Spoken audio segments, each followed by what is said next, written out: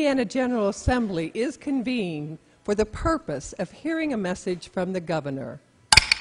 Ladies and gentlemen of the House and Senate, distinguished guests, I have the high honor of introducing our governor, Eric Holcomb.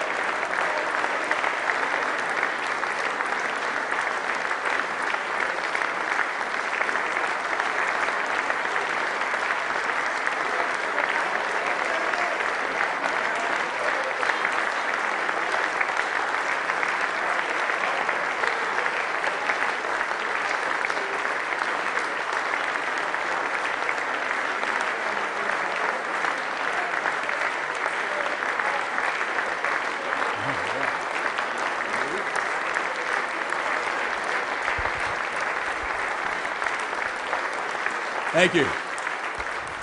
Thank you. Mr. Speaker, Mr. President, Madam Chief Justice, Lieutenant Governor, members of the General Assembly, my fellow Hoosiers. It is indeed an honor to stand before you for the third time to discuss the state of our state and the work we'll do together to make life better for all Hoosiers.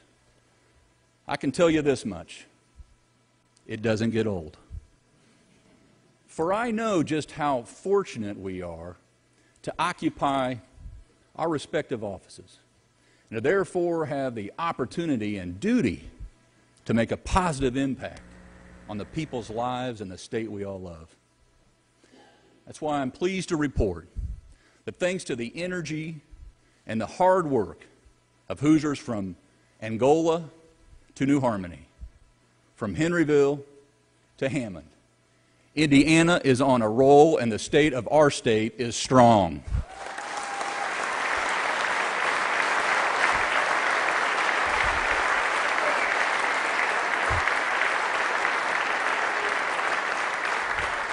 There are more Hoosiers working today than at any other time in our state's history.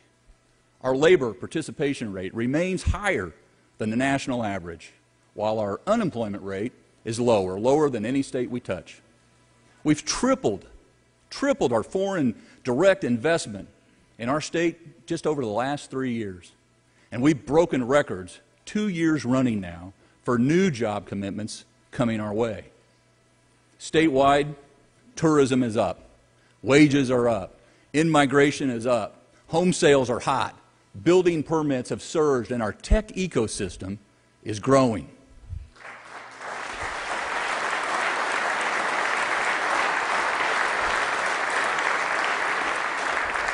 Now, as important as these facts are now, we're planting seeds to ensure that Indiana's harvest will be bountiful for years to come. This two-part mission, making the lives better for Hoosiers today while building for the future, has been and will remain my administration's focus. My aim, to coin a phrase, is to take Indiana to the next level. This isn't just a slogan on a billboard or a bumper sticker to me.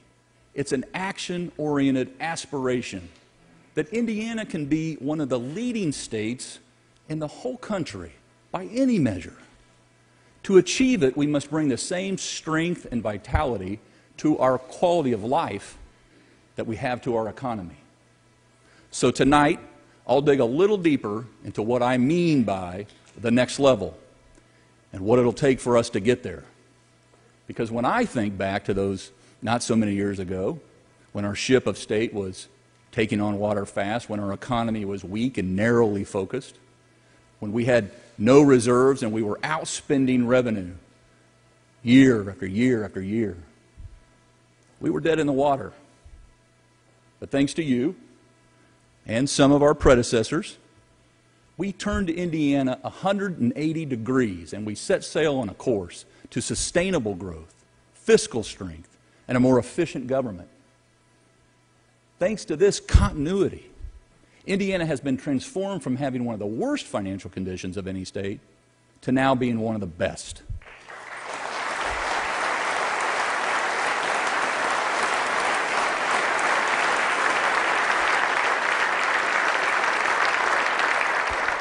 Now, I chose to focus on cultivating a strong and diverse economy as the first pillar of my ongoing agenda, because the first step to the next level must be a vibrant, growing economy.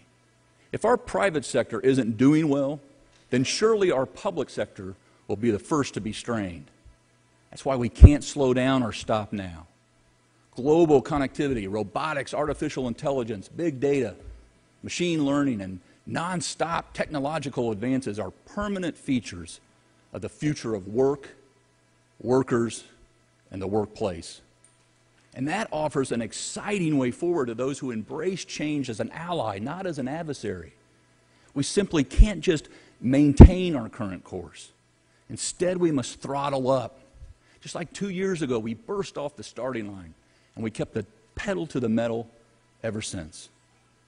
We've operated within honestly balanced budgets, protected our AAA credit rating, and set aside nearly $2 billion in our state savings account. We've been ranked best in the Midwest, a top 5 state in the nation for doing business, and number 1 for small business. But to stay ahead of our competition and to keep breaking those jobs records, we must keep sharpening our economic development tools to give us the flexibility to attract more capital investment and attract more people to locate here. So yes, I will once again pursue exempting military pensions from our state income taxes so we can attract and retain talented, patriotic veterans who we know are some of the most experienced, focused, and loyal workers anywhere.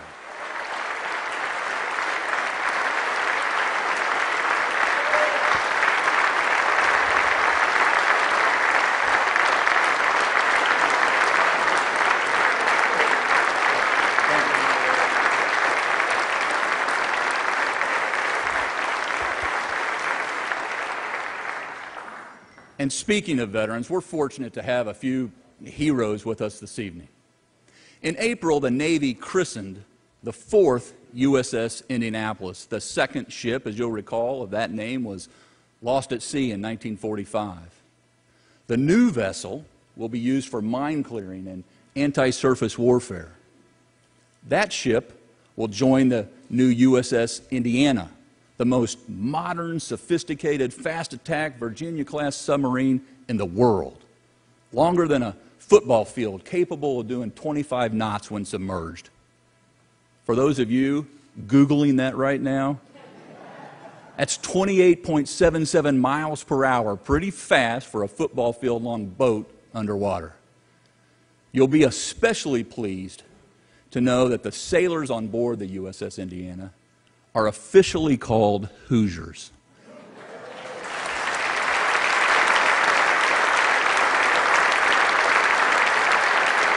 Ladies and gentlemen, please help me recognize 2 great Americans, Commander Colin Kane of the Indianapolis and Commander David Grogan of the Indiana.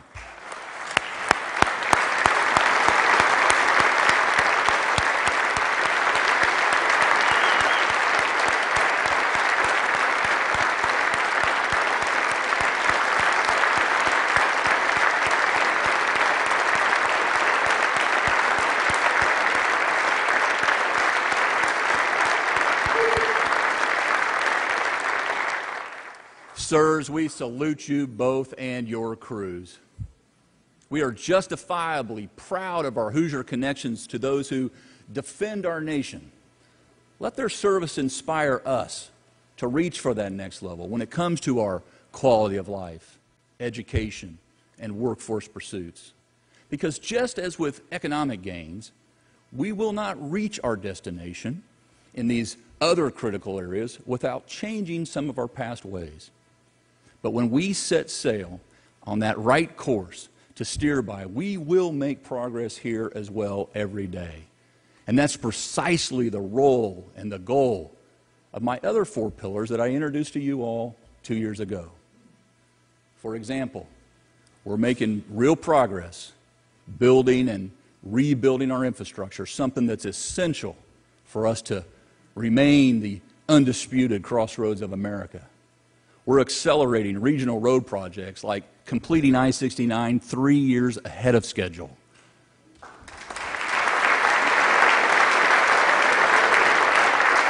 We're pursuing transformational rail projects up in northwest Indiana, a 4th water port in southeast Indiana, Representative Fry. And we're working to make Indianapolis the Midwest destination for nonstop international flights.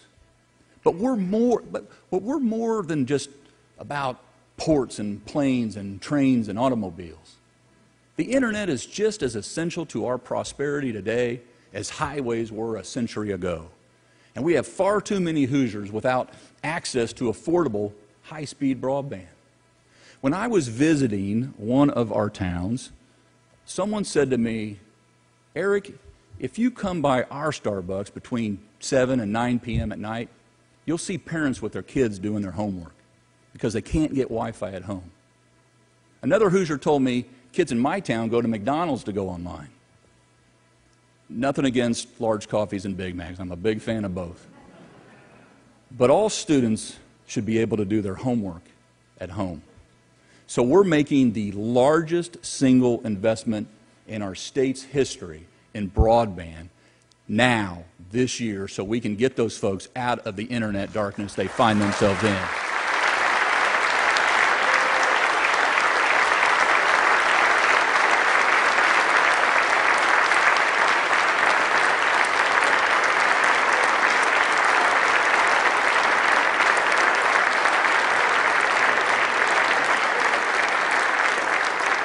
And to help more people enjoy the diverse outdoor beauty that our state offers, we're also making the single largest investment in our state history to expand our hiking and biking and riding trails. Because we all know today, many times people choose where to live before they choose where to work. And these amenities matter. And to that point, reaching the next level requires us to strengthen our state's human infrastructure. Last year I said that developing a 21st century workforce is the defining issue of the decade. Nothing has changed my opinion or my focus on building a Hoosier workforce that can outcompete anyone, anywhere, any day. Our efforts and investments are designed to meet the goal of ensuring 60% of Hoosier adults have a high-value credential beyond high school. To do that, we must get our kids to start thinking about their career paths earlier in their lives. So we will introduce every student to career and apprenticeship options in Indiana's key opportunity industries. We'll support students who seek a 4-year degree and those who don't, so that everyone has a pathway to a fulfilling career.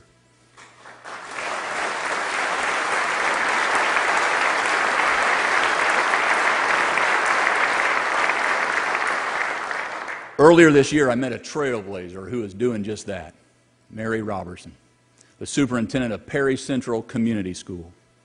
Perry Central is a small school down south, all grades K through 12 under one roof, nestled in the middle of the Hoosier National Forest.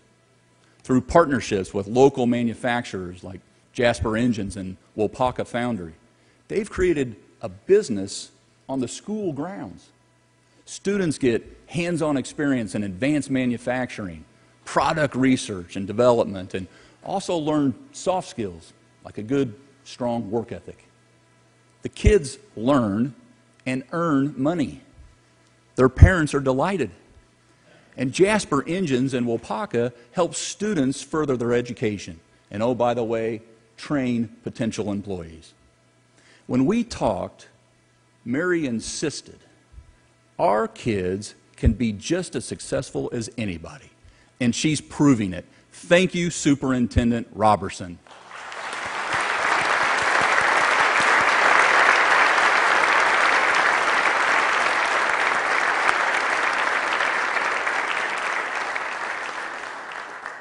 A strong economy depends on a world-class workforce. And that workforce depends on a great education. And a great education depends on great teachers. I'll bet everyone here had a teacher who had a profound impact on your life. I've had several, and I've come to appreciate and respect them more and more each day. And one way to attract and retain more of those teachers is to make teacher pay more competitive. In my budget proposal last week, I requested K-12 education funding increases of 2% for the next 2 years. That's a 4% increase and equates to $432 million more than today. But we can and we must do more. We're in a financial position to use surplus dollars to pay off a pension liability that local schools currently pay. Just like paying off your mortgage frees up money in your personal budget, this state investment will save all local schools $140 million over the biennium, with continued savings thereafter. These two proposals would result in $572 million new dollars K through 12 to schools over the biennium.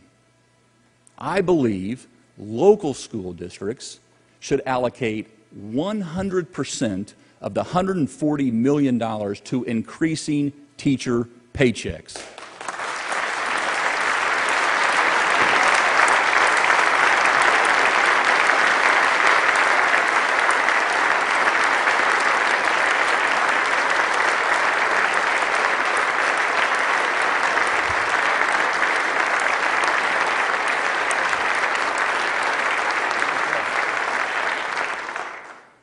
That's what we'll be doing to make an immediate impact.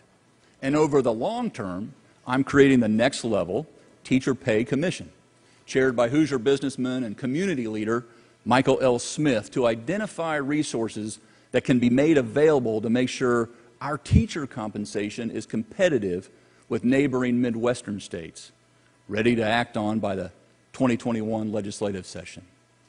Once again, Indiana will show the way we solve challenging issues together. Along with improving K-12 education, we must also skill up and reskill our adult population. The good news is we're making encouraging progress. From 2016 to 2017, Indiana's post-high school credential attainment rate grew at nearly double the national growth average, and even faster among Hoosiers between 25 and 44 years old. And the number of Hoosiers with a STEM-related bachelor's degree also grew at a healthy 8%. But we can and must do more here too, which is exactly where our Next Level Jobs program comes in.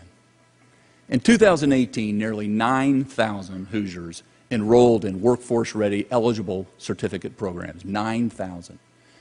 And another 17,000 who previously started college came back to finish their post-secondary educations. That's why we'll expand our Workforce Ready grant to continue our push to get more adults to complete degrees and certificates in high-demand industries. And that's why we'll double the funding for the Employer Training Grant, which provides financial support to Indiana companies to hire and train and retrain Hoosier adults to fill our job openings. Last October, we announced that the Markle Foundation, along with Microsoft, made Indiana only the second state in the country to land its skillful program, which helps connect Hoosiers to fulfilling careers. They said they chose Indiana because we're doing, not talking.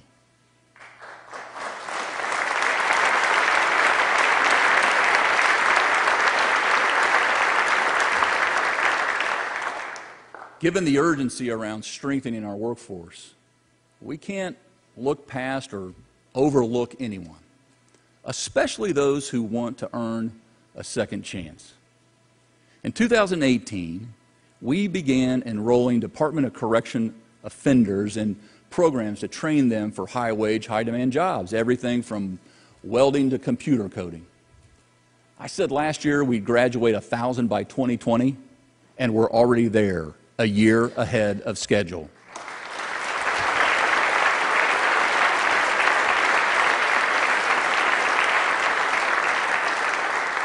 We became the first state outside of California to introduce a new program called the Last Mile into our prisons. Its founders, Chris Redlitz and Beverly Parenti, are here with us tonight. In less than a year, we have already started programs in 2 of our facilities.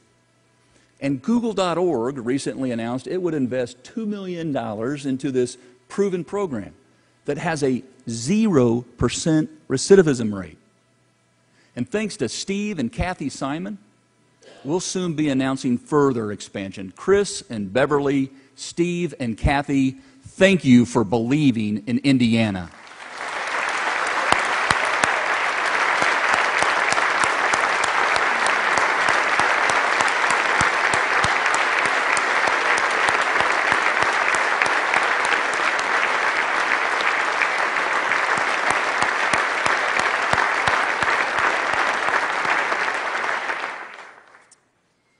I also attended the first graduation of a different workforce program, this one down at the Madison Correctional Facility. The graduation speaker was a young woman named Brittany, who had been in prison for 5 years. While there, she got training in welding and manufacturing, got the skills she needed, and she got a job.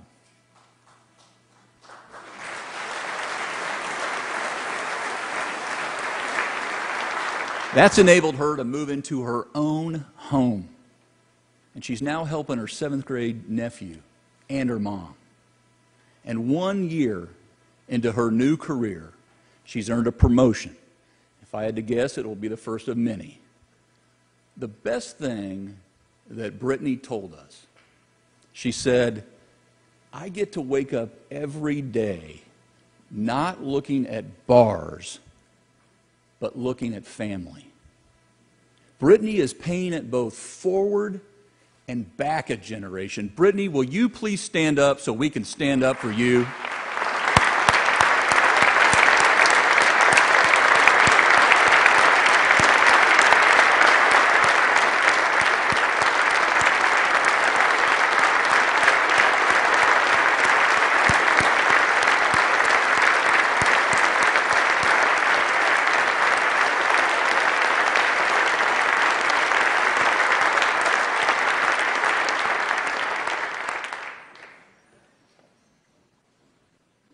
And I'll tell you another group I'm not giving up on.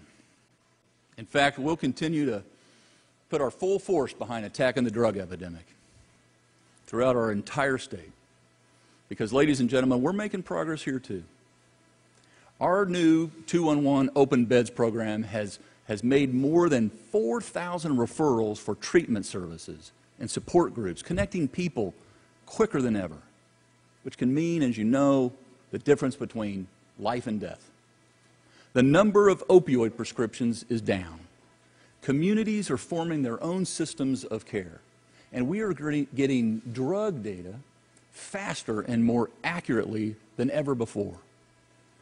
But better data means we have more information about the extent of the issue, and it shows we still have a long way to go.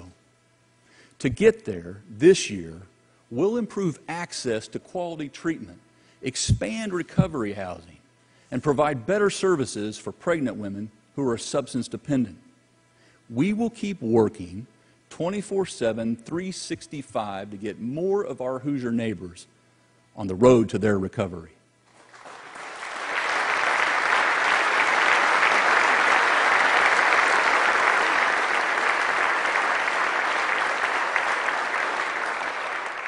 And we'll continue to be transparent and accountable on pressing issues like child welfare, infant mortality, and student safety. Last spring, I convened a group to examine school safety, and the resulting report led to some recommendations that will enhance mental health services in our schools, provide more funding for safety equipment, and require active shooter training and threat assessments in our schools, because that's the world we live in now. We are putting all of our efforts into implementing this entire plan. But I have heard from Hoosiers who say we need to do more, and I agree. Several pieces of legislation related to school safety have been introduced, and I look forward to working with you all, with moms and dads and schools, as the coming days ahead unfold. Ladies and gentlemen, I also stand before you tonight proud of the progress we're making at our Department of Child Services. A year ago, we had just started a top-to-bottom review for DCS. Now we are moving full speed ahead on addressing all those 20 recommendations that not only protect children, but recognize the difficult work of those who protect them. It's still early, but the investments we've made to increase caseworker salaries and improve the workforce culture is making a difference. The ratio of supervisors to case managers has improved, so there is more time for supportive supervision and coaching. Turnover among frontline staff is down and retention is up, which means more stability between caseworkers and the families they work with. And fewer children are re-entering the DCS system after their cases are closed. Now is not the time to pull back resources right when we're starting to see such progress. I also challenged our social service agencies to become the best state in the Midwest for infant mortality by 2024. A tall order considering where we started. You all approved our Levels of Care program to assure that high-risk babies are delivered at the hospitals with the right facilities to meet the needs of moms and infants. Now we're seeking to implement 2 more programs that aim directly at reducing infant mortality. A Navigator program to help guide high-risk pregnant women, and a program to verbally screen all expecting mothers for substance use disorder, so that those who need it will be connected to treatment. These are the kind of efforts it will take to get more babies to celebrate their first birthdays, regardless of their zip codes.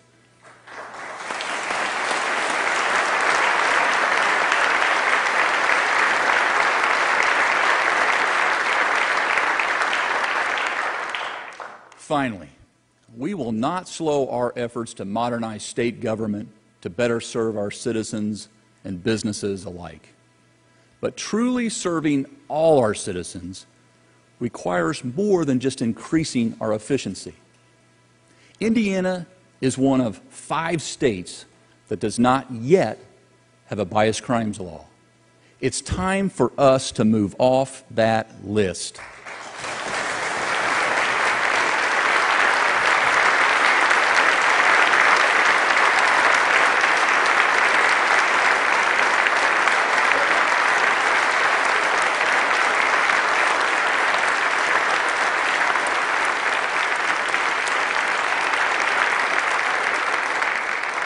I look forward to working with the General Assembly to achieve this goal so our state law reflects what's already my administration's employment policy.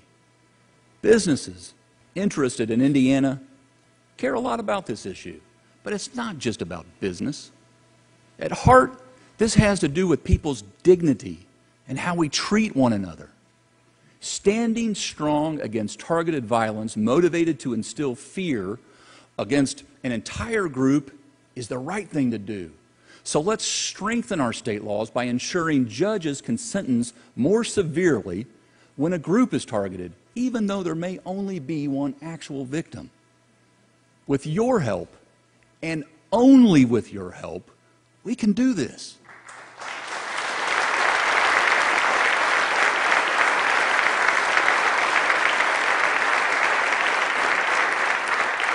Now, I said earlier that a strong economy is essential to determining our desired destiny. And to truly reach the next level, our quality of life must be equally strong.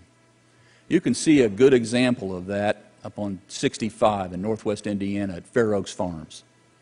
Over the past 50 years, Mike and Sue McCloskey went from running small dairies in California to bigger dairies in New Mexico. When they wanted to expand their business, they chose Indiana because of our prime location. It enabled them to reach the most customers. Today, Fair Oaks has 30,000 cows and is recognized as the sustainability leader in the U.S. dairy industry.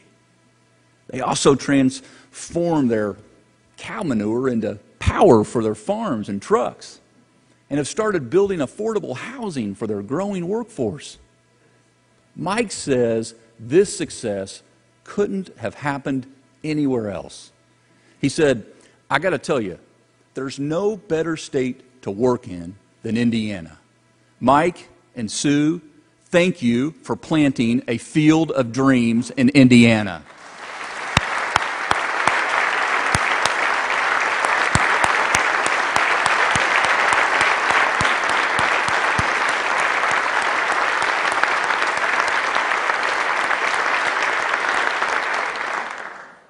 So we have business innovators who could have gone anywhere, but they chose Indiana as their launch pad because we occupy the best location in the nation, core to shore. They stayed in Indiana because we don't hold them back with high taxes and regulations. We cheer on their success. They're turning a profit, contributing to their community, and they never stop thinking about ways of converting have-nots into haves. Whether it's businesses like Fair Oaks Farms or Forest River, Genesis or Emphasis, Lily or Indiana Limestone, whether it's people like Mike and Sue, Chris and Beverly, Steve and Kathy, Mary or Brittany, or whether it's commanders and sailors in places we'll never know.